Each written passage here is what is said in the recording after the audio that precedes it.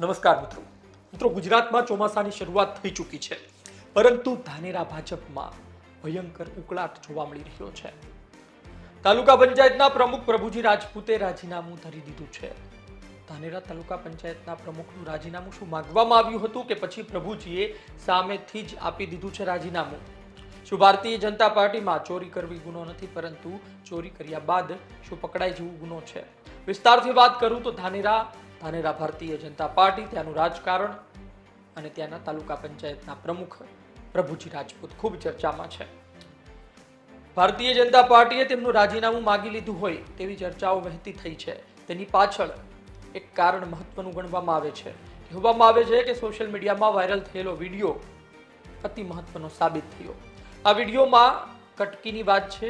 આ વિડીયોમાં સુજલામ સુફલામ યોજનામાં ભ્રષ્ટાચારની વાત છે. ટકાવારી નેતાજી નક્કી કરતા જોવા મળે છે કે ભાઈ 3% ન ચાલે, આટલા ટકા તો આપવા પડે. સામે કહેવામાં આવે છે કે અત્યારે રાખો, સામાન્ય રીતે 2.5% જ આપતા હોઈએ છીએ, ત્યારબાદ વધારી દઈશું. આ શું ચાલી રહ્યું છે? જો આ જ પ્રકારે સરકારી યોજનામાં કામ ચાલે છે અને ત્યારબાદ કાર્યવાહી કરવામાં આવી છે.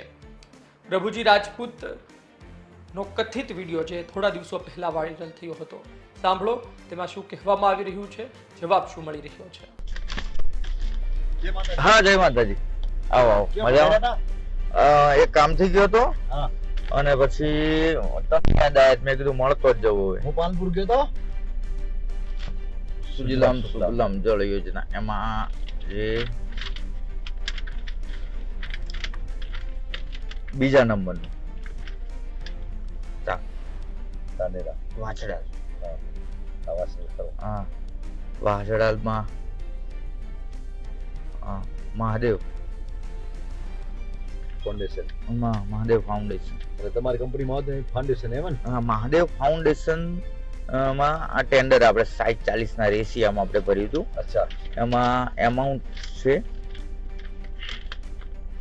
ટોટલ 18 લાખ. અચ્છા. એમાં 7,44,000 રૂપિયા આપણે લોકફાળો આવે છે સામુ, એ ભર્યો. 11,16,000 નું છે માટી કામનું. એમાંથી આપણે 30,000 ટન જેવી આપણે માટી લેવા મળશે. લેવા દે. હા, ખોદવાનું છે સિંચાઈ. વાસણા. હા, વાછડા. બીજે ધાનેરા ના યોજના એ બધા નગરપાલિકાને છે, એમાં આપણું નથી તો પછી ના, આપણે આપણું બીજું તો જેનું છે એનું તમે. તો મેં કીધું મળી લઉં, કામ ચાલુ કરવું છે. આ પણ બરાબર તો કરી દો. ટેન્ડર પાસ થયું તો આપને. હા, ટેન્ડર ભર્યું હતું. ફાઉન્ડેશન. હા, બરાબર. આમાં તો કઈ ઘણું એટલું બધું હોતું નથી. 40% તો આપણે કરી દો તો ચાલુ કરી દે. બરાબર. તો આમાં મેં કીધું મળી લઉં એમને, શું છે, કઈ રીતનું. એનું પછી ધાનેરા તો આપશો ને તમે? ધાનેરા તો આવશું. હા, તો તે વાત કરશો. હા, તો કશો વાંધો નહીં. ક્યાં વાત કરશે? હા, કોઈ ચિંતા નહીં. તમે મને કહેજો, કોન્ટેક્ટ કરજો, ક્યાં વાત કરું તો ત્યાં. પધારો હોય. તો કાલે કેમ હું ચાલુ કરાવી દઉં છું. હા, બરાબર. કાલે પરમ દિવસ. કરાવી દો. બરાબર. હા હું આ બાજુ જો ફીલ્ડમાં હોય તો ઓટો મારું. હા, ઓટો જરૂર મારજો. હો. અને બીજું કઈ એવું લાગે તો મને કહેજો. હો. હો. પણ હવે જે તે કામ આવશે હું તમને સૂચના આપીને જ કામ કરીશ કે આ કામ છે ને વાંધો નહીં, તમે આ રીતનું છે. બરાબર. બરાબર. હા, અને 10,000 જેવા પડે છે, જોઈતા હોય તો આપજો. એ લોક પૂરું કરાવવું? હા, એ તો ઓલું ચાલુ કરાવી દીધું. ના ના, હા, એલાના કેટલા ટકા આલશો તમે? 11 લાખ નું કામ હતું ને? 11 લાખ નું છે, પણ એ ને હા. એમાં તો આપણું ટાંકાનું જ હતું. પાણી પાઇપલાઇન માં તો એટલું તો. ટકા તો રાખવા પડે ને. પહોંચતો ભાઈ એ જ બધી મારે પહોંચતો. હવે બીજાને તમે આ તો ટેન્ડર યોજનામાં તો કેવું છે, અમે 2-2.5% આપતા હોય, પણ તમને 3% તમને સૂચનો આપશું તો એ રીતે તમે કામ કરાવશો તો એમાં તમને પૂરેપૂરા 5-6% આલીશું. કામ નું તો ક્યાં ના પડે તમને? ના. કરતા આવડે. અમે કોઈ વાત આયોજન થાય તાલુકાનું, એમાં અમે તમને કામ કહેશું કે આ કામ કર્યા જેવું છે તો એ કરશું. એમાં તમે સમજીને અમને ટકાવારી આપશું. એમાં તમારે ટકાવારીમાં એવું કહેવું નહીં પડે. આમાં 3% રાખો આપણે. જો ટેન્ડર પદ્ધતિ હોય એમાં આપણે 3%. 4 રાખજો બાપુ, અમે તમારા સાથે જ કામ કરવાનું છે. 3% બરાબર છે. બીજાને તો 1.5%, 2%, 2.5%. 4 રાખજો. મારે તાલુકા પંચાયત માં પહોંચશે ચાલે. હા, એ તો તમારા સૂચનના આયોજનના હાથે હોય, એ તો ચાલતા જ હશે. હા. હા, સૂચન એલા આયોજન તમારે 50-55 તો થતા આવે. એમાં તમે તે દિવસે પૂરું કર્યું હતું ને જે વાઘપુરામાં વાત તમને આપ્યા કે આટલામાં પૂરું, એ 20 માં આપણે પૂરું કર્યું કે વાઘપુરા પૂરતું પૂરું, બીજું આવશે એમાં આપણે જોઈશું. આજ મેં કીધું મારે થોડા જરૂર હતી એટલે મેં કીધું આટલું પૂરું રાખો હમણાં. તો તમે એમાં ઘણા ઓછા કર પડે. બીલું પડવા દો, એવું તમને એવું નહીં રાખવું, બીલું પડવા દો. તમને હું એવું નહીં રાખું કે જેવું મને કોન્ટેક્ટ થયો કે આ રાઉન્ડમાં આયા હતા ને મળીને ગયા, હું સીધો તમારો જ કોન્ટેક્ટ કર્યો, બીજા કોઈનો કોન્ટેક્ટ કર્યો જ નથી કે ના આમને મળો.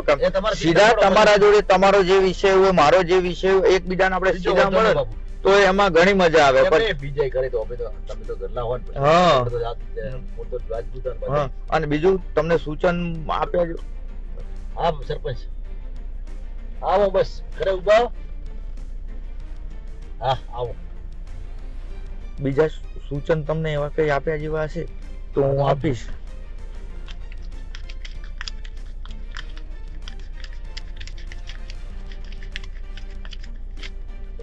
કેટલા હે? 10 બરાબર, 10 આપ્યા. અને બીજું જે હશે એ તો જોઈ લઈશ. હું અચાનક મારે નીકળવાનું હતું ને આ ગાડી હું અમારા ઓલા જેસીબી વાળાની લઈને આવ્યો. કેજો મોટો મારીશ કયો. ભલે. તો આપે સાંભળ્યું કે શું કહેવામાં આવ્યું, જવાબ શું મળ્યો. શું ગુજરાતમાં દરેક યોજના ખૂબ જ ઈમાનદારીથી ચાલે છે? શું ગુજરાત ભારતીય જનતા પાર્ટીના નેતાઓ દૂધે ધોયેલા છે? તમામ નેતાઓ ખૂબ જ નિષ્ઠાપૂર્વક કામ કરે છે? તમને સવાલ થશે કે આવું હોય તો પછી અલગ અલગ જગ્યાએ રસ્તા તૂટવાના સમાચાર કેમ સામે આવે છે? સરકારી યોજનામાં ભ્રષ્ટાચાર કેમ સામે આવે છે? બ્રિજ સુધીના તૂટવાના સમાચાર કેમ સામે આવે છે? વાત છે ચોરી કરવી ગુનો નથી, ચોરી કર્યા બાદ પકડાઈ જવું ગુનો છે. આ ચર્ચા ચાલી રહી છે કે ભારતીય જનતા પાર્ટીમાં તો આ પ્રકારે ભ્રષ્ટાચાર કરીને પોતાનું ઘર ભરેલા અઢળક નેતાઓ જોવા મળશે. ચૂંટણી લડતા હોય ત્યારે તેની પાસે એટલી રકમ ના હોય, પરંતુ 1-2 ટર્મથી જીતે, ધારાસભ્ય બને ત્યારબાદની તમે તેની સંપત્તિ જુઓ તો તમને થાય કે આ સંપત્તિ આમનામ તો ભેગી થાય નહીં. શું નેતાજી ભ્રષ્ટાચાર કરે છે? અને ભ્રષ્ટાચાર કરે છે તો ભારતીય જનતા પાર્ટી કેમ કાર્યવાહી નથી કરતી? કારણ છે પકડાતા નથી. તમને આશ્ચર્ય થશે, પરંતુ આ બધી ચર્ચાઓ ચાલી રહી છે અને પ્રભુજી રાજપૂત પકડાઈ ગયા, વિડીયો વાયરલ થઈ ગયો અને કહેવામાં આવી રહ્યું છે સૂત્રો દ્વારા કે આ જ કારણોસર તેમના પર કાર્યવાહી કરવામાં આવી છે. ધાનેરા ભારતીય જનતા પાર્ટી શું વિચારી રહી છે આગળ આવનાર સમયમાં ખબર પડશે. ધાનેરામાં અપક્ષ ધારાસભ્ય માવજીભાઈ દેસાઈ જીતીને આવ્યા હતા. ધાનેરા વિધાનસભાનો ચિતાર આખો અલગ છે, ત્યાંના લોકો અલગ છે, ત્યાંનું ગણિત આખું અલગ પડે છે. જોઈએ આવનાર દિવસમાં શું થાય છે, 2027ની વિધાનસભા ચૂંટણીમાં શું થાય છે. અને ભારતીય જનતા પાર્ટી પોતાની છબી સુધારવા માટે પ્રયત્ન તો કરી રહી છે, કારણ કે આ પ્રકારના વિડીયો વાયરલ થાય ત્યારબાદ કાર્યવાહી કરવામાં આવે એ કોઈ નાની વાત નથી. આ કાર્યવાહી અન્ય નેતાઓને પણ એક મેસેજ પહોંચાડે છે કે તમે કરો છો, અમને ખબર છે, પરંતુ પકડાશો તો છોડવામાં નહીં આવે. આપનું શું માનવાનું છે કોમેન્ટ બોક્સમાં જરૂરથી જણાવજો. ધન્યવાદ.